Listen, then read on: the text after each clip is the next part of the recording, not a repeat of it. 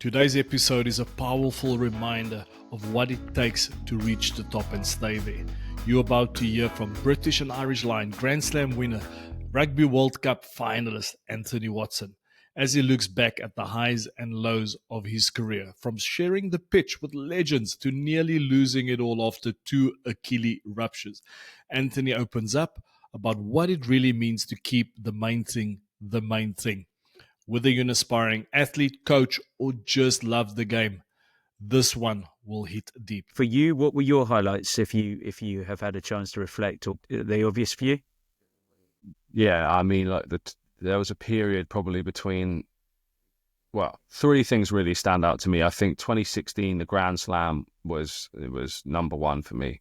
I think to be able to do that with the players we did it with, and the same players, mate, generally, like in that group, I played the rest of my whole career with, from England perspective, likes of George Ford, Faz, Ben Youngs, JJ, Mike Brown for a fair bit of it. There's Jack Noel, those are guys who I played so much with and like lifelong friends that it makes that period, that first like massive experience we had together so special.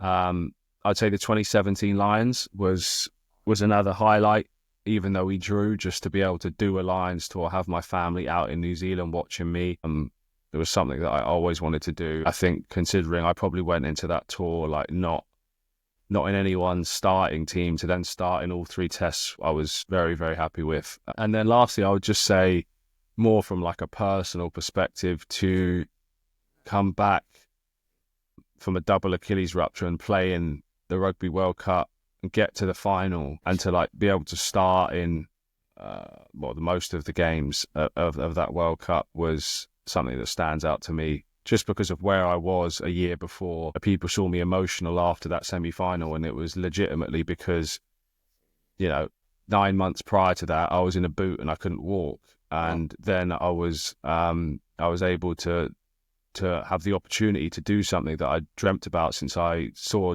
Jason Robinson and Johnny Wilkinson win the World Cup in 2003. So like, it all came to me in that moment. And obviously the reason why it's 3 is obviously because, we didn't go on to win the week after. But like I said, from a selfish perspective, I had come so far in a year to be able to do that. Will always be a highlight and like a line in the sand moment for me, and what you can do if you just, quieten down all the nonsense going on and just hone in on what you're there to do. Rugby has given us all these great memories, and speaking to former teammates with Ben now on the podcast as well, we're traveling down memory lane, realize the shit that we did, we shouldn't have done, so I want to educate. But is there something that stands out, like some unbelievable memories from your career, not just on the field, but off the field? Oh, there's so many. I mean, I think, I really, really wish that on that 2021 Lions tour to South Africa that it wasn't in the circumstances it was, because I feel like the memories from that tour would have been unbelievable. Like, everyone who's done all 3 says that South Africa is the best one for all the off-field stuff. So I'm gutted that there isn't more memories from that. So I'd have to then go to both the 2016 tour to Australia, given it was a whitewash, and given that, they were talking up everywhere, and the group we had, it was loose. And Eddie was very openly, after every game, he was like, boys, do what you want, keep it within reason, don't get arrested. But mate, we had some unbelievable nights. It was incredible. You'll obviously know, now that you're in France, Carl Sinclair, he had the absolute time of his life. He didn't play a test out there, but he celebrated like he was man of the series. He was on fire, mate, throughout. And then in 2017 as well, like, again, just to be able to go out and enjoy yourself with friends, that you didn't expect, like, for example, I say it all the time, and anyone who's heard me talk about the Lions will have heard this story, but Tyg Furlong, for example, he's a farmer from Wexford, and I'm obviously a mixed race bloke from Surrey. I didn't really think that me and him were going to have a whole lot in common or be good mates. So we kind of just went our separate ways, I think, for the first like 3 weeks of the tour. fast forward 3 weeks post New Zealand tour, and me, Tig, and a few others are all in Vegas, best of mates, absolutely steaming. It's just like, those are the memories that will live with me forever, mate. Is people you didn't expect to be mates with. No matter where you see them, it would be like, yesterday you were playing. So like, those are the memories that stick with me. And unfortunately, mate, there's a lot of un-PG memories that I can't share. You're a family man now. Exactly, mate. Yeah. So unfortunately, those ones will stay in the vault for a long time.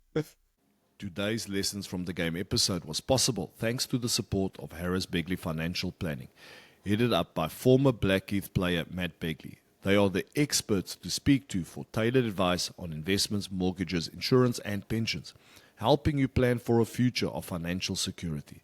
So when you think money, think Harris Begley, and head to www.harrisbegley.co.uk.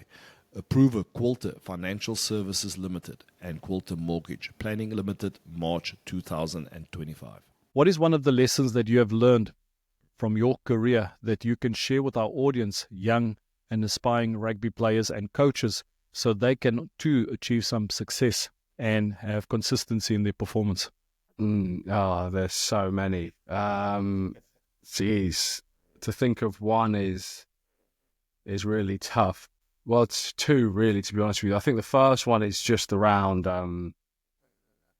keeping the main thing, because it's really easy to get, especially, when you start getting exposed to some of the pros of being a professional rugby player, or the pros of, even having, I guess, a bit of reputation around your name, whatever it may be. Some of the pros of doing that can get you, down a bit of a rabbit hole, and you forget that you're actually, a professional rugby player or an aspiring rugby player or whatever it is. And, unless you keep that core discipline and mindset around, this is what I'm here to do, and all the other stuff is a bonus, but can't take away from what I'm actually here to do, I think it becomes pretty dangerous. So, I've definitely got caught with it for a bit. There was definitely a period of my career where I was, looking at all the glitz and glamour stuff, and the rugby was almost secondary, and, kind of started doing things to the detriment of my career because I wanted to progress elsewhere. And it's not to say that, you can't have other hobbies and stuff, but I think it's when it comes to when it affects your rugby negatively is when you really have to start,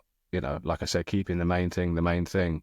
And then the other thing I would say is just around, make sure that you keep your opinions, or the opinions of those that are close to you, mean more than anything else, and what I mean by that is, like, it's really easy to get lost in Sandra from HR in Middlesbrough sent a DM to me saying I was rubbish at the weekend, and now I'm looking at myself in a different light. I think it's really important to validate and value opinions of the people that you actually trust and know, and know enough about the game to actually have a reasonable opinion.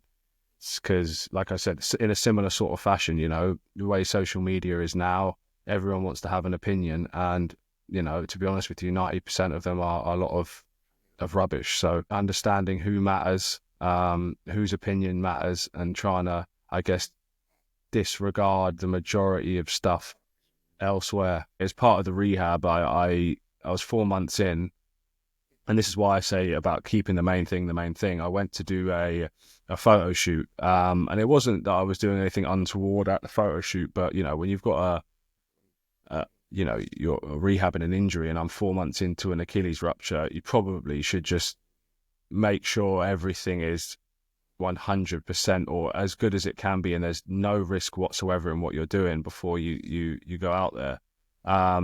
So I went to catch a ball standing still, and I felt my Achilles rupture again 4 months in, and I was like, whoa, that really might be it. And I kind of, at that point, you have to wait 2 weeks or 10 days before you can have a surgery. And then you have 2 weeks on the other side to stop infections and all that stuff. So I basically had like 3-4 weeks after I ruptured the second time to like get my head screwed on, figure out how I was going to approach this and what I was going to do. And I kind of just said to myself that, if this is the end and I can't play rugby again, I can't let it be because of me not be willing to go to the nth degree to make sure that I gave it every opportunity. So I literally went crazy. I lost my mind in a good way, but I lost my mind in the process of reading everything, researching everything, investing everything into anything that could help, 1%, 2%, 5%. And I just went for it with everything I had. And I think that it paid dividends, but that's not to say that it was straightforward. Like it wasn't like, mindset shift and that's it. There's still peaks and troughs in that whole process. Like I remember one day after training, I was struggling to do something that 10 days previous I'd done pretty easily.